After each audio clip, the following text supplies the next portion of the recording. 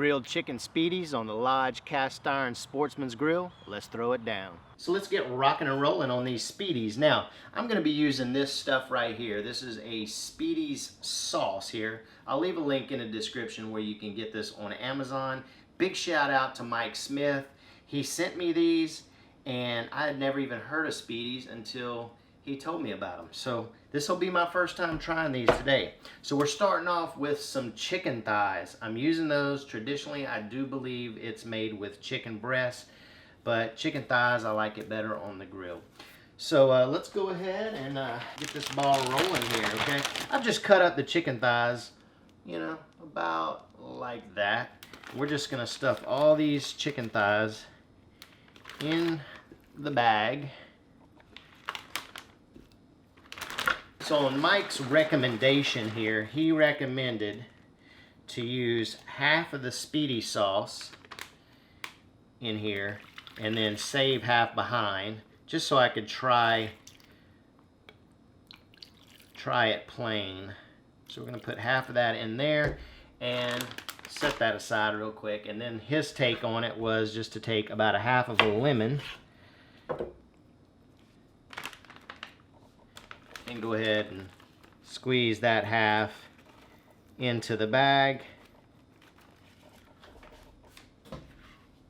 Okay, so we're gonna go ahead and seal this up using our vac master here, and we're gonna leave it in there. I don't know, it's probably not gonna be 24 hours, it'll probably be a little bit less. But I do want to say one thing about these Spiedies is, maybe you've heard of them, maybe you haven't, I don't know. I do know it's a traditional upstate New York dish, I think. And I think it originated around the southern tier, around Binghamton, I believe. If I'm wrong, somebody correct me on that.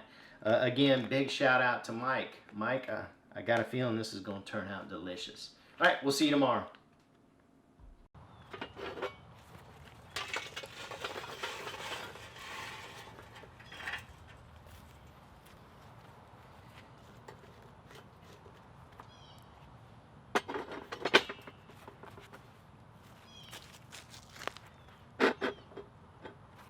All right, we're getting ready.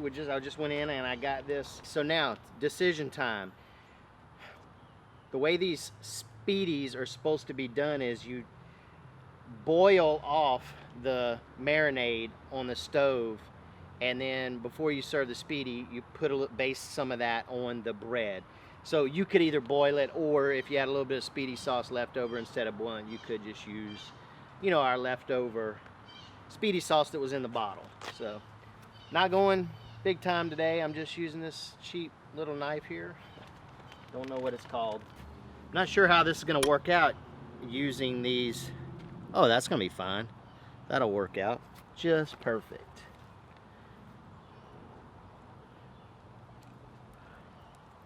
Now don't slam them together. We're just gonna kind of loosely do it here.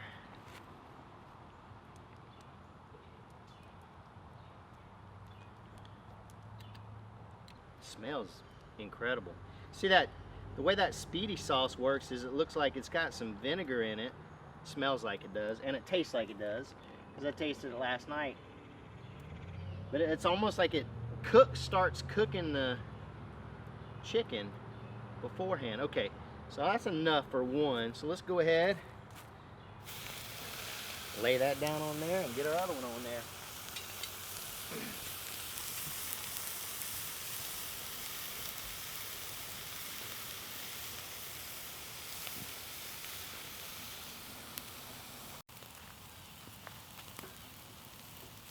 That's looking good.